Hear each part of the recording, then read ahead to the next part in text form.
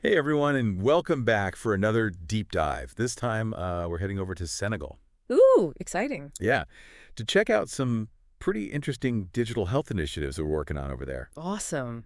So, imagine having your whole medical history, Oh, wow. all your prescription requests, even virtual doctor visits, all just on a card in your wallet. Really? Yeah, that's what they're aiming for.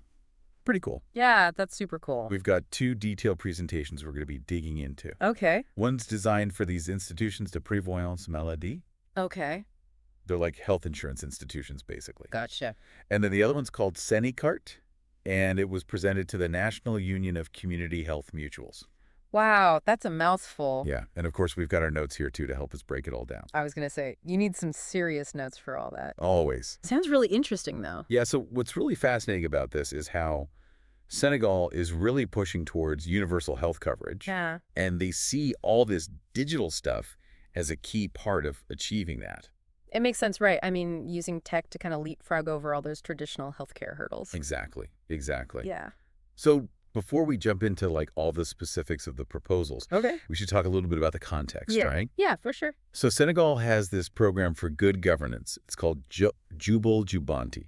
Okay. And it seems like it's driving a lot of these digital pushes.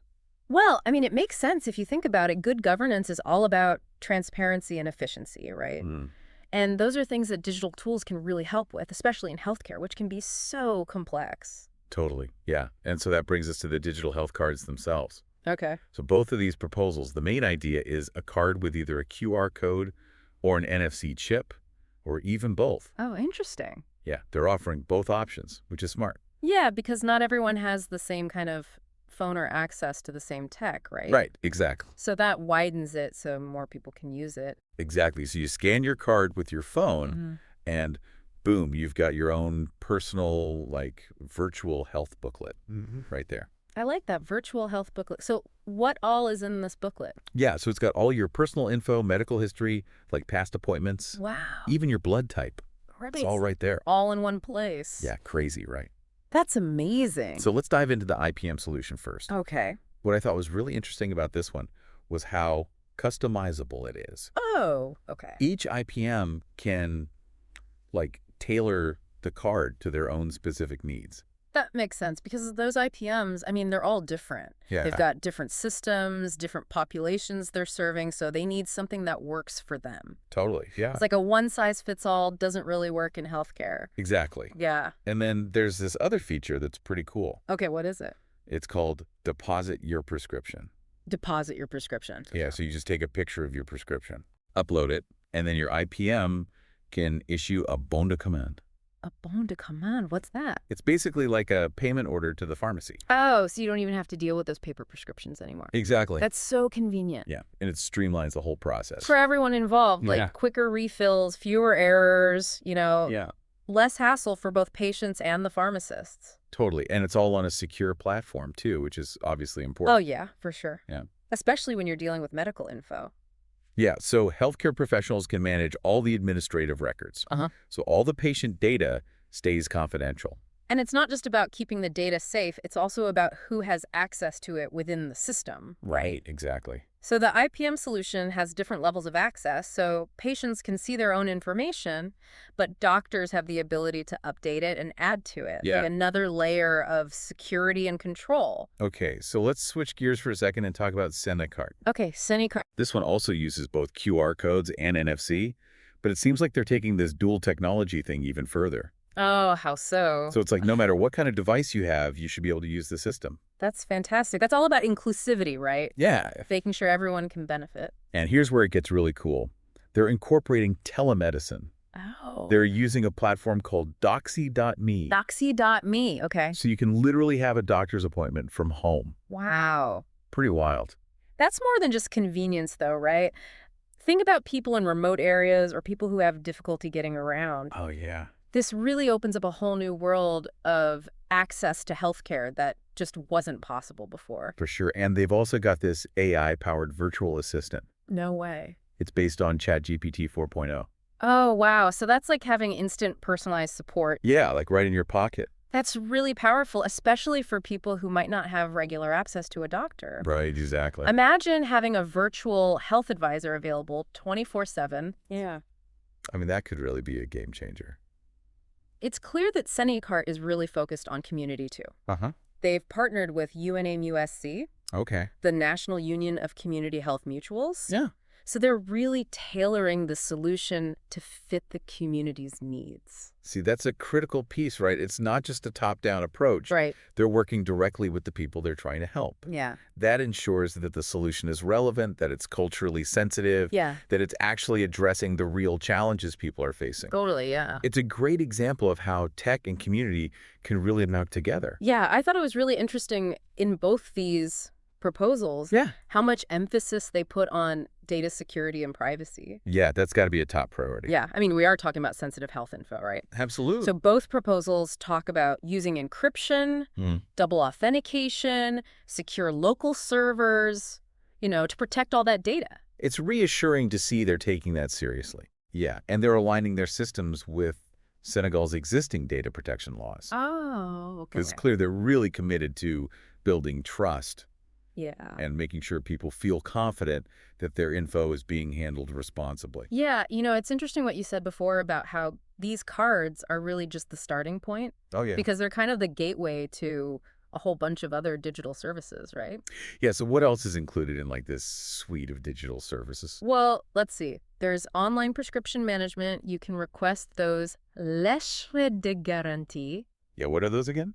They're basically guarantee letters for certain medical services. Okay. Then there's finding nearby health facilities, Uh-huh. even booking appointments online. Wow. I mean, they're creating a whole digital ecosystem for healthcare. Like a one-stop shop for all your healthcare needs. Exactly, and all from your phone. Right. Which is amazing. Yeah, especially for a country like Senegal where a lot of people live in rural areas and might have limited access to transportation. This kind of digital infrastructure could be huge. For sure. It's really exciting to think about the potential. Yeah, okay, so before we get too ahead of ourselves, Okay. let's take a step back and talk about the benefits a little bit. Okay. Because it seems like both proposals have the same overarching goal, Which is, improving access to healthcare for all Senegalese people. right, it's about equity and making sure everyone has a chance to get quality health care. Yeah, no matter where they live or their Yeah. economic situation. Yeah, exactly. And these digital solutions are really trying to break down those barriers, right? Totally. The geographical limitations, those crazy administrative processes, Mhm. and making services available all the time. 24/7. Yeah. Yeah, it's about using tech to fix some of the biggest problems healthcare systems are facing, not just in Senegal, but everywhere. Yeah. I'm honestly blown away by how ambitious these proposals are. I know, right? It's really cool to see how tech can be used for good like this. What are your thoughts so far? I'm impressed. It's clear that they put a lot of thought and planning into this. It's not just about throwing some fancy new tech at the problem. No. It's about using it strategically to make a real difference. To build a system that's actually better for everyone. Right, exactly. Yeah. But we still have a lot to unpack. Okay, right? yeah, definitely. We need to talk about the potential challenges. Yeah. Like, what are the specific technologies being used? Mm-hmm. And how sustainable are these initiatives in the long run? All good questions. So stick with us, Yeah, stay tuned. because this deep dive is just getting started. It's going to be good. It's easy to get lost in all the tech stuff, Oh, yeah. but what I think is really important is how both these proposals keep the focus on people. That's a really good point. Mm. It's not just about fancy algorithms and all that, right? Right. It's about actually making people's lives better. Exactly. Like, remember that deposit your prescription feature we were talking about? Yeah. It's not just about convenience. It's about making that connection between the patient and their healthcare provider more personal. Oh, I see what you mean. So instead of just like sending your prescription off into the void, Yeah. there's still a pharmacist actually looking at it, making sure it's all good. Right. Exactly. Maybe even catching errors or giving advice. Exactly. It keeps that human element there, Yeah, yeah, which can sometimes get lost when we're talking about automation and stuff. totally. And both proposals talk a lot about clear communication too, Oh, yeah. That's so important. making sure that everyone understands the info, regardless of how tech savvy they are. That's key, especially in a place like Senegal where digital literacy can vary a lot. Right. They're trying to bridge that digital divide. Yeah, and those community partnerships are huge for that. Absolutely. Like Sen-E-Carte working with UNAM, USC. Yeah. They're really getting into the community and understanding the needs of the people they're trying to help. It's all about meeting people where they are, Yeah. both literally and figuratively. Love that. Okay, so we need to remember Yeah. that these digital health initiatives are part of a bigger picture. Right. Senegal's working toward universal health coverage, right? Exactly. It's all connected. Yeah. These digital tools are just one part of a much bigger plan. And the ultimate goal is to create a healthcare system that works for everyone. A system that's accessible, equitable, affordable. So it's not just about treating illnesses. No. It's about creating a healthier society. Exactly. It's about giving people the power to take care of their own health, Yeah. giving them the information and the resources to live better lives. Okay, I want to dive a little deeper into the tech side of things now. Okay, let's do it. We've talked about QR codes and NFC chips, but what about the actual platforms behind all of this? Yeah, so for the IPM solution, it seems like their main focus is data security. Okay. They're using Nextcloud and Synology NAS systems to manage all that sensitive data. And those are known for being really secure, right? Exactly. It's like you're building a digital fortress. Yeah. And what's interesting is that each IPM will have its own dedicated server. Oh, wow. So it's not just about security overall, it's about each institution having control over its own information. That's a big deal when you're talking about health data. Absolutely. It's good to know they're taking that so seriously. And it's not just about the back-end systems. Yeah. They're also thinking about user experience. Oh, right. Remember those useful buttons they talked about? Yeah. They're trying to make the system really intuitive and easy to use. Oh, yeah, those buttons sounded really helpful. Right. Quick access to all the important stuff. Exactly. Like the IPM website, contact info, nearby health facilities.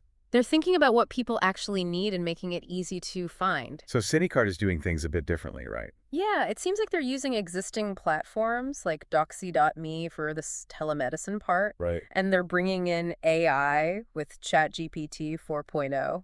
Which is so cool. I know, it's like having a personal AI health advisor. Yeah, right in your pocket. Think about it. For people who maybe can't easily get to a doctor or are afraid to ask for help, Yeah. it's like having a safety net. Okay, so something else that stood out to me in both proposals was how they're approaching data. Oh, yeah. How so? They seem really focused on collecting and analyzing data. Uh-huh. It's like they're building in a feedback loop. Right, because it's not just about setting up the system and walking away. Right. You have to keep track of how it's working, make improvements. So they're looking at things like how many times the cards are being scanned, Yep. what kinds of devices people are using. That's smart. Yeah, and they could use that info to make the system better over time.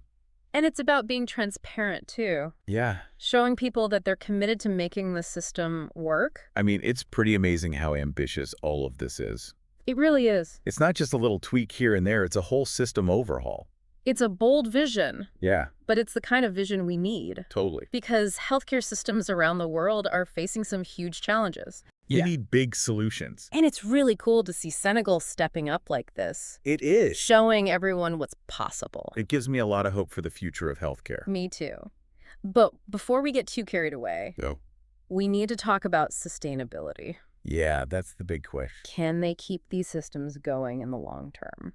Well, both proposers seem to have some good ideas about that. Okay, good. And we'll talk about those next. All right, sounds good. Stay tuned. All right, so we've talked about the vision, all the cool tech, the potential benefits. Yeah. But the big question is, like, how sustainable are these systems? Right. Can they actually keep this going over time? Exactly. Well, both proposals talk about that pretty directly. Okay, good. And one thing that stands out is this idea of, like, local ownership. Okay. So for the IPM solution, each IPM would actually manage their own system. So they're not relying on some outside company to keep it running. Right, exactly. Technically. They'll have their own servers, their own IT staff. So it's more about building capacity within the existing healthcare system Yeah, exactly. rather than bringing in outside help, which can get expensive. And it can be unreliable Yeah. because you're dependent on someone else. Right. Whereas if you build that expertise in-house, Yeah. it's more sustainable in the long run. And Sen-E-Carte is kind of doing something similar, right? Yeah, they're working really closely with UNAM UC Ah. to make sure that the system is integrated into those existing community health structures. So it's not just some separate thing. Right. It's woven into the fabric of the community. Exactly. It's about using those existing networks and relationships Yeah. to support the system. And both proposals talk about training and support, too. Oh, yeah, that's huge. They're not just like, here's the tech, good luck. Right. They know that people need ongoing support. Yeah. Both the people using the system and the healthcare providers. Right. So they're providing training to make sure everyone feels comfortable using it. I mean, tech is only as good as people using it, right? Exactly. Like giving someone a fancy car but not teaching them how to drive. Exactly. What's the point? And the training isn't just about the technical stuff. Oh, wait. It's also about digital literacy, data privacy, Right. making sure people understand how to protect their info. So it's a much bigger picture. Yeah, it's about recognizing that tech is just one piece of the puzzle. Uh-huh. You have to think about the human side of things, too. Yeah. If you want to create a solution that actually lasts. I'm really impressed with how holistic these proposals are. Me too. They're Yeah. really thinking about everything. It's not just about the tech, it's about building a better future for Senegal. Yeah, a healthier future, a more equitable future. Exactly. Using technology as a force for good. I love that. It's really inspiring. Okay, so I have to ask, Yeah. could these initiatives be a model for other countries? Oh, absolutely. Countries that are facing similar challenges with healthcare. Yeah, I mean, Senegal's really pushing the envelope here. Yeah. And there's a lot that other countries can learn from them. It's going to be interesting to see how it all plays out. Yeah, what kind of impact these systems have. Not just in Senegal, but globally. For sure. Well, that brings us to the end of our deep dive into digital health in Senegal. Wow, we covered a lot. Yeah, we did. QR codes, virtual assistants, telemedicine, It's a lot. data security. But I think the big takeaway is that tech has the power to completely change healthcare, Yeah, I agree. make it more accessible to everyone, more equitable, more efficient. And Senegal is leading the way. Yeah, showing what's possible when you combine tech with a real desire to make things better. I love it. So to our listeners, what are your thoughts? Yeah, what stood out to you? We'd love to hear from you, so connect with us on social media. Yeah, share your thoughts. And remember, this is just the start of the conversation. Keep learning, keep asking questions. The future of healthcare depends on it. That's right. That's a wrap and another deep dive. Thanks for joining us. Until next time, stay curious.